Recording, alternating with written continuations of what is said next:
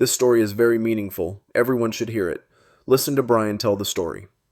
My name is Isabelle Carter, and I'm 19 years old, a freshman in college who still lives at home with my mom, Lydia, and my stepfather, Victor. I've always been the quiet type, the kind of girl who blends into the background. Dark hair, pale skin, and eyes that see too much but say too little. My mom's a nurse, always working late shifts, and Victor, well, he's something else entirely. He's a businessman, or so he says, with a charm that fills a room and a darkness that lingers in the corners. I never wanted to notice him, not like this, but some things you can't unsee. My life used to be simple, classes, the beach, my journal, but now it's a tangle of secrets I can't escape. This is my story, and it starts with the night everything fell apart. It was a Friday evening, the kind of quiet that presses down on you heavy and suffocating. Mom had just left for another weekend trip to visit relatives, her car disappearing down the coastal road as the sun dipped below the horizon. The house was mine, or ours, I guess, since Victor was still here. I'd promised myself I'd stay away from him, lock myself in my room with a book or my headphones, anything to drown out the pull I'd been fighting for months. But promises are fragile things, and that night, they shattered. I was in the kitchen, scrubbing a plate under the dim glow of the overhead light, when I heard his footsteps, slow, deliberate, like a predator stalking prey. My hands froze in the soapy water, my breath catching as the air thickened behind me. I didn't turn around. I didn't need to. I knew it was him. "Isabelle," he said, his voice low and smooth, sliding over my skin like a shadow. I gripped the edge of the sink, my knuckles whitening as I tried to steady myself. The plate slipped from my fingers, clattering against the porcelain, and I cursed under my breath. "You're quiet tonight," he continued, stepping closer. I could feel the heat of him, radiating against my back, and it sent a shiver racing down my spine. I wanted to tell him to leave, to go back to whatever dark corner he'd come from, but my throat tightened, and the words wouldn't come. "I'm just tired," I lied, my voice barely above a whisper. He chuckled, a sound that was both warm and menacing, and I felt his breath brush the nape of my neck. "You're lying," he said, his lips so close I could almost taste them. "But it's okay. I know what you want." My heart slammed against my ribs, a wild, frantic rhythm, and I squeezed my eyes shut, willing myself to stay still, to not give in. But my body had other plans. When his hand grazed my arm, light and teasing, I bit my lip to stifle a gasp. The heat of his touch burned through me, unraveling every defense I'd built. I turned then, unable to stop myself, and met his eyes, dark, endless pools that swallowed me whole. He was standing so close, his broad frame towering over me, his shirt unbuttoned just enough to hint at the strength beneath. "I want you," he said, his voice raw with something desperate, something dangerous. "I've wanted you for so long." My breath hitched, my pulse racing as I stared up at him. Every part of me trembled, caught between fear and a hunger I couldn't name. I knew I should run, should scream, should do anything but stand there, but my feet wouldn't move. "I want you too," I whispered, the confession slipping out before I could stop it, and that was all it took. His lips crashed into mine, fierce and demanding, and the world tilted beneath me. His hands were everywhere, on my hips, my waist, pulling me against him as if he could fuse us together. I wrapped my legs around him, drawing him closer, my fingers tangling in his hair as the kiss deepened. He lifted me onto the counter, the cold surface a shock against my skin, but it didn't matter. Nothing mattered but the fire between us, consuming everything I'd ever known. His lips trailed down my neck, hot and possessive, and I gasped, my head tipping back as he murmured, "I've been waiting for this." And then the front door slammed open. My heart stopped, a jolt of pure terror ripping through me as the sound of footsteps echoed down the hall. "Mom," I breathed, shoving Victor away as I scrambled off the counter. My shirt was halfway up my chest, my hair a mess, and my hands shook as I yanked it back down. Victor straightened, his jaw tight, his eyes dark with frustration as he smoothed his clothes. "This isn't over," he muttered, his voice a promise that sent a chill through me, and then he was gone, slipping into the shadows just as Mom walked into the kitchen. "Hey, sweetie," she called, her voice bright and oblivious, her nurse's scrubs wrinkled from the drive. "I'm home early. Power went out at the hospital." She set her bag on the counter, smiling at me, and I forced a grin back, my heart still pounding so loud I was sure she'd hear it. "You okay?" she asked, tilting her head. "You look flushed." I nodded, mumbling something about the heat, and she didn't push. But as she turned away, I caught Victor's gaze from across the room. Intense, unyielding, a silent vow that this was far from finished. And I knew he was right. It hadn't always been like this. A year ago, I was just a girl turning 18, counting down the days to college, dreaming of freedom. Mom had married Victor 2 years earlier, after Dad left us when I was 12. Victor was everything Dad wasn't. Confident, successful, the kind of man who walked into a room and owned it. I'd noticed him, sure, but not like this. Not until the night after my 18th birthday, when something shifted. I'd come downstairs late, the house silent except for the waves crashing outside, and found him sitting at the kitchen table in that flimsy robe. His eyes had followed me, slow and deliberate, and I'd felt it. A spark, a pull, something dark and wrong that I couldn't shake. He'd said, "You're up late," in that low, growling voice, and I'd muttered, "I couldn't sleep," my heart racing as I sat across from him. His fingers brushed mine just for a second, and I'd shivered, caught in a moment I didn't understand. That was the beginning, the first crack in the wall I'd built around myself. After that, every glance, every word between us was charged, like static building before a storm. Mom never noticed. She was too busy with her shifts, too trusting, too wrapped up in her perfect little life to see the chaos simmering beneath it. But I saw it. I felt it. And I hated myself for it.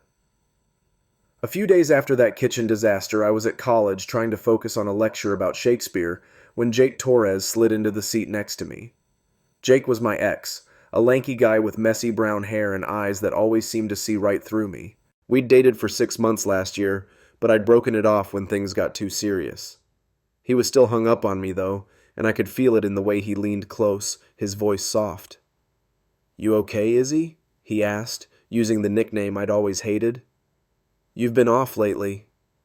I forced a smile, tucking a strand of hair behind my ear. "I'm fine," I said, but my hands were clammy, and I couldn't meet his gaze. He frowned, his brow creasing.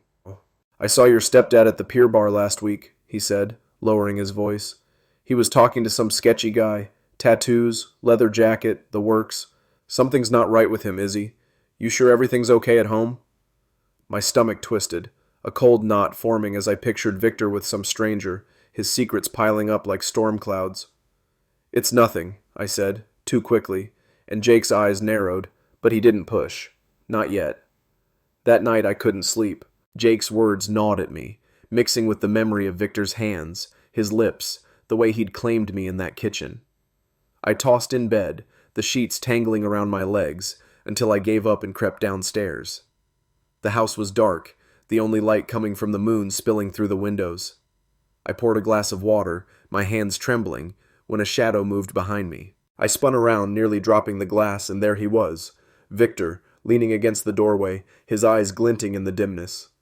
"Can't sleep again?" he asked, his voice smooth as velvet. I swallowed hard, my throat dry despite the water.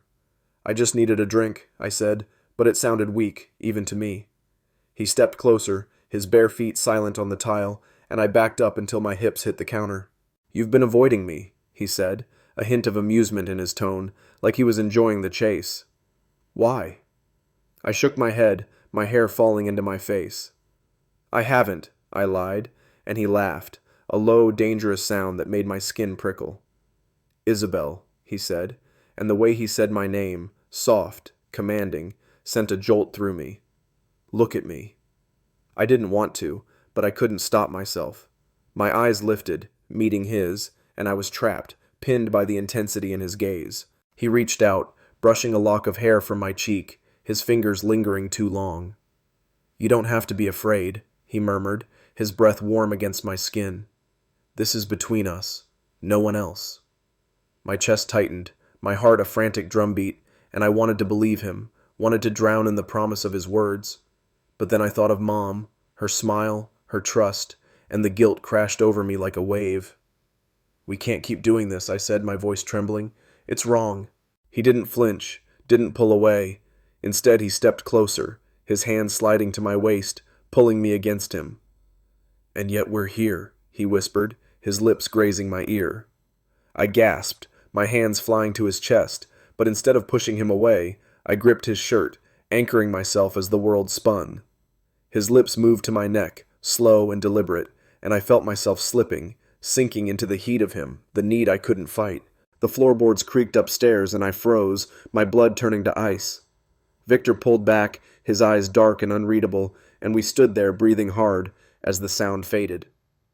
"We'll finish this later," he said, his voice a low promise, and then he was gone, leaving me alone with my racing heart and the weight of what we'd almost done.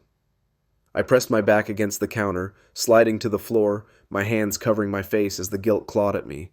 I couldn't keep doing this, but I didn't know how to stop. The next morning I met Jake at a coffee shop near campus. He'd texted me, insistent, and I'd agreed just to get him off my back. He was waiting at a corner table, 2 coffees already steaming in front of him. "You look like hell," he said as I slid into the seat, and I forced a laugh, brittle and fake. "Thanks," I muttered, wrapping my hands around the cup. The warmth seeped into my palms, but it did nothing to thaw the cold knot in my chest. Jake leaned forward, his voice low, his brown eyes searching mine with that intensity that always made me squirm. "I'm serious, Izzy. What's going on? Is it Victor?" I tensed, my fingers tightening around the mug until the heat stung. "Nothing's going on," I said, but my voice cracked, betraying me. I stared at the coffee, watching the steam curl up in lazy spirals, anything to avoid his gaze. Jake wasn't buying it. He leaned closer, his elbow brushing the edge of the table, and I could smell his familiar cologne, woodsy, clean, a stark contrast to the dark musk that clung to Victor. "Don't lie to me," he said, his tone sharp now. "I know you. And I know something's wrong. That guy, he's bad news. I saw him again yesterday meeting that same creep at the pier. They were arguing about money or something, loud enough that I could hear it from across the lot." My stomach lurched, a cold sweat prickling at the back of my neck. I pictured Victor in his tailored jacket, his jaw tight, his voice low and threatening, facing off with some tattooed stranger. It didn't fit the man I knew, or thought I knew, but it didn't not fit either. That shadow in his eyes, the one I'd glimpsed too many times, suddenly felt bigger, darker. "You're imagining things," I said, forcing the words out, but they sounded hollow, even to me. Jake's jaw clenched, his hand curling into a fist on the table. "Fine," he snapped, leaning back, "but if you won't tell me, I'll find out myself." He stood, tossing a crumpled $5 bill onto the table, and stormed out, the bell above the door jangling as it swung shut behind him. I sat there, my heart pounding, the coffee growing cold in my hands. I didn't notice the woman at the next table until she spoke. "Isabelle Carter?" Her voice was crisp, cutting through the hum of the coffee shop. I jumped, nearly spilling my drink, and turned to see her. Sharp blue eyes, blonde hair pulled back in a tight ponytail, a leather jacket slung over her chair. She looked like she belonged in a cop show, not here sipping an espresso. "Who's asking?" I said, my voice wary, my fingers tightening on the mug like it was a lifeline. "Sarah Malone," she said, sliding into Jake's empty seat without asking. She set her cup down with a deliberate clink, her gaze locking onto mine. "I'm a private investigator. I've been looking into your stepfather, Victor Grayson. Mind if we talk?" My heart stuttered, a chill creeping up my spine. I opened my mouth to say something, anything, but nothing came out. She smirked, leaning closer, her voice dropping. "Let's just say he's got a past that doesn't add up. A woman named Emily Reed went missing 10 years ago, and Victor was the last person to see her alive. Sound like the guy you know?" I stared at her, my mind racing. Victor, a killer? The idea was absurd, laughable, except it wasn't. Not entirely. I thought of his hands on me, firm and possessive, the way his voice could turn soft and deadly in the same breath. I thought of that night in the kitchen, the heat of his lips, the promise in his eyes, and now this, a ghost from his past, a name I didn't know. "I don't know anything," I said, standing so fast the chair scraped against the floor. "Leave me alone." I grabbed my bag and bolted, my legs shaking as I pushed through the door, but Sarah's words clung to me like damp fog, impossible to shake. Outside, the air was cool, the sky a flat gray that matched the churn in my gut. I walked fast, my sneakers slapping the pavement, trying to outrun the questions piling up in my head. Was Victor dangerous? Not just to me, but to someone else, someone like Emily Reed? I didn't want to believe it, but doubt gnawed at me, sharp and relentless. I was halfway to my car when a voice called out behind me. "Izzy, wait up." I turned, my breath catching as I saw Mara Lopez jogging toward me, her dark curls bouncing. Mara was my lab partner in bio, a petite girl with a quick smile and a knack for asking too many questions. We weren't close, but she'd always been friendly, and right now, her familiar face felt like a lifeline. "Hey," she said, catching up, her breath puffing in the chilly air. "You okay? You looked like you were about to puke back there." I forced a smile, shoving my hands into my pockets. "Just a rough morning," I said, hoping she'd drop it. She didn't. "Was that your ex? The guy who stormed out? He seemed pissed." I nodded, keeping it vague. "Yeah, Jake. He's protective." Mara raised an eyebrow, her lips quirking. "Protective, huh? Well, he's not wrong to worry. I saw you talking to that woman, leather jacket, badass vibe. She's been around campus a few times asking about some guy named Grayson, your stepdad, right?" My blood ran cold, my smile faltering. "What?" I said, my voice barely audible. Mara shrugged, oblivious to the panic clawing at me. "Yeah, I overheard her last week talking to some professor. Said she's digging into his past, something about a missing person case. Creepy, right?" She grinned, like it was gossip, not a bomb dropped into my life. I nodded, my throat tight, and mumbled something about needing to get home. Mara waved me off, calling, "See you in class," as I turned away, my legs moving on autopilot. By the time I got home, the house was quiet, Mom still at work, Victor nowhere in sight. I dropped my bag by the door and sank onto the couch, my head in my hands. Emily Reed. Missing. Victor. The words looped in my mind, a relentless drumbeat, and I couldn't stop picturing him. His smile, his touch, the way he made me feel alive and terrified all at once. Was it possible? Could the man who'd kissed me, who'd whispered my name like it was a prayer, be hiding something so dark? I didn't know, but I needed answers. I waited until night fell, the house cloaked in shadows, before I crept into Victor's study. It was off limits, a rule Mom had set when he moved in, but I didn't care. The door creaked as I pushed it open, my heart pounding as I slipped inside. The room smelled of leather and whiskey, his scent, and it hit me like a wave, stirring memories I tried to bury. I flicked on the desk lamp, casting a dim glow over the clutter, papers, a laptop, a locked drawer that rattled when I tugged it. I rifled through the stacks, my hands trembling, searching for anything, a name, a clue, something to tell me who he really was. I found it under a pile of invoices, a faded photo, creased at the edges, of a woman with long brown hair and a shy smile. Emily Reed was scribbled on the back in sharp, slanted handwriting, along with a date, July 15th, 2015, 10 years ago. My stomach twisted, bile rising in my throat. She looked young, maybe 25, her eyes bright and trusting. I stared at it, my breath shallow, when a shadow fell across the desk. "What are you doing?" Victor's voice was low, edged with steel, and I spun around, the photo slipping from my fingers. He stood in the doorway, his frame filling the space, his eyes dark and unreadable. My mouth went dry, my heart slamming against my ribs. I was just, I stammered, but he cut me off, stepping closer, his presence overwhelming. "You shouldn't be in here," he said, his tone calm but laced with something dangerous. He bent down, picking up the photo, and for a moment his face softened, regret, maybe, or something deeper, before it hardened again. "Who's Emily Reed?" I asked, my voice shaking but defiant. He froze, his fingers tightening on the photo, and when he looked at me, his eyes were cold, piercing. "Someone from a long time ago," he said, his voice flat. "Someone who doesn't matter anymore." He stepped closer and I backed up, my hip hitting the desk. "You're digging into things you don't understand, Isabelle," he said, his hand reaching for my face, his touch gentle but firm. "You want the truth? Or do you just want me?"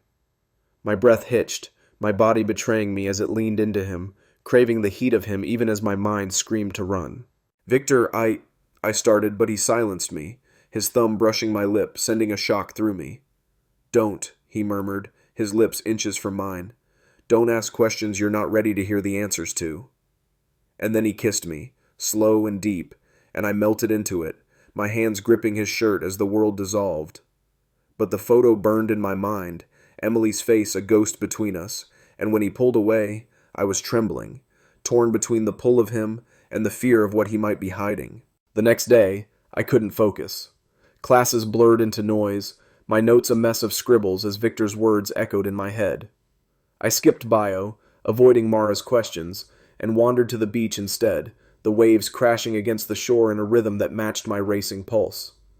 I was sitting on the sand, my knees drawn up, when Jake found me. "Izzy," he said, dropping down beside me, his voice softer now.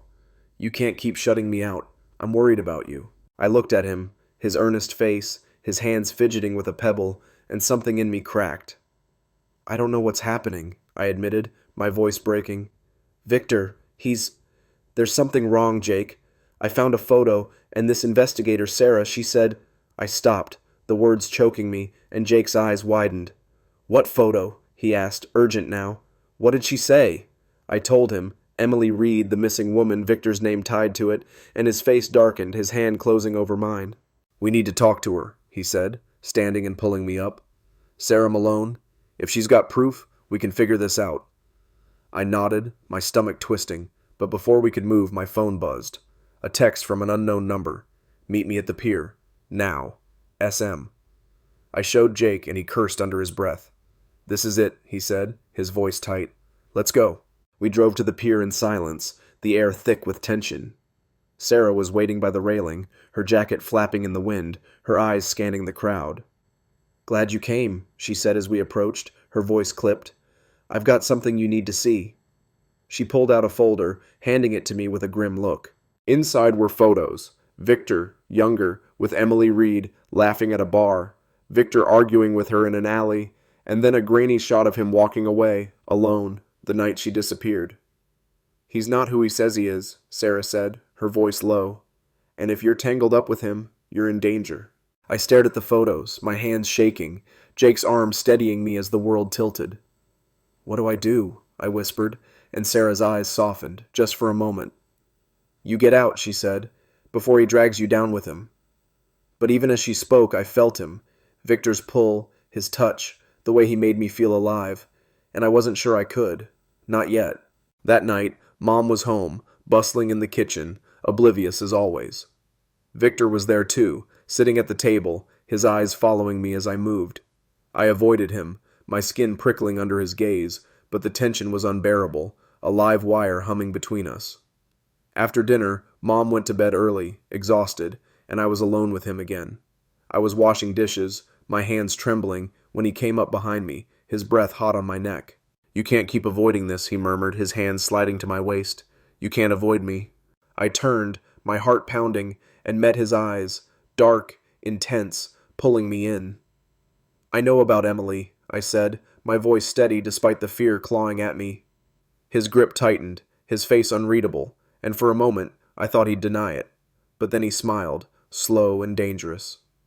"You think you know me now?" he said, his lips brushing my ear. "You don't know anything, Isabelle, but you will." And then he kissed me, hard and claiming, and I was lost again, drowning in him, even as the truth loomed like a storm on the horizon. My hands gripped his shirt, my nails digging into the fabric as I fought to hold on to something, anything that wasn't the fire consuming me. His touch was everywhere, searing my skin, and I couldn't breathe, couldn't think, couldn't stop the pull that dragged me deeper into him.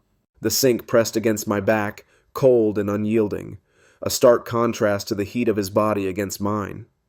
His hands slid under my shirt, tracing the curve of my waist, and I gasped, my head tipping back as his lips moved to my neck. "Victor," I whispered, my voice trembling with a mix of dread and need, but he didn't stop, didn't even pause. "You want this," he murmured against my skin, his breath hot and possessive. "You've always wanted this." And he was right. God help me, he was right. Every part of me screamed to push him away, to run, but my body betrayed me, leaning into him, craving the chaos he brought. The kitchen was silent except for the sound of our ragged breathing, the distant crash of waves outside a faint reminder of the world beyond these walls. His fingers tangled in my hair, pulling me closer, and I felt myself slipping, falling into the abyss I'd been teetering on for months. But then a sharp knock on the back door shattered the moment, a jolt of ice through my veins. Victor froze, his grip loosening, and I stumbled back, my chest heaving as I stared at him. His eyes darkened, a flicker of annoyance crossing his face, but he didn't move, didn't speak. "Isabelle?" a voice called, muffled but familiar, and my stomach dropped. "Jake." I yanked my shirt down, my hands shaking, and glanced at Victor, who straightened, smoothing his hair with a calmness that chilled me. "Don't," he said, his voice low and commanding, but I was already moving, my legs unsteady as I crossed to the door. I opened it a crack, and there he was, Jake, his hair damp from the drizzle outside, his eyes wide with worry. "Izzy, you okay?" he asked, peering past me into the kitchen. I saw the lights flicker, thought something was wrong. I forced a smile, my heart hammering so loud I was sure he'd hear it. "I'm fine," I said, my voice too high, too brittle. "Just washing dishes." He frowned, his gaze darting to Victor, who leaned casually against the counter, a glass of whiskey now in his hand like he'd been there all along. "Hey, man," Jake said, his tone tight, suspicious. Victor nodded, his smile sharp. "Jake," he said, sipping the drink, his eyes never leaving me. The air crackled with tension, thick and suffocating, and I felt like I was choking on it. "I should go," Jake said, but he didn't move, his hand lingering on the doorframe. "You sure you're good?"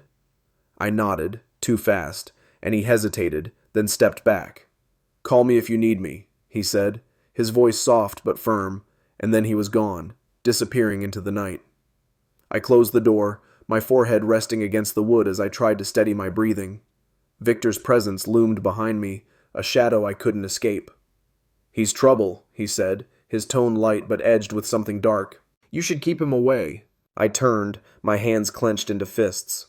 "Don't tell me what to do," I snapped, the words spilling out before I could stop them. His eyebrows lifted, a spark of amusement in his eyes, and he stepped closer, closing the distance between us. "You're braver than I thought," he said, his hand brushing my cheek, sending a shiver through me. "But you're still mine." I wanted to argue, to scream, but his touch silenced me, pulling me back into the storm I couldn't outrun. The next few days were a blur of guilt and longing. I avoided Victor as best I could, staying late at school, burying myself in assignments, but he was everywhere, in the creak of the stairs, the scent of his cologne lingering in the hall, the memory of his lips on mine.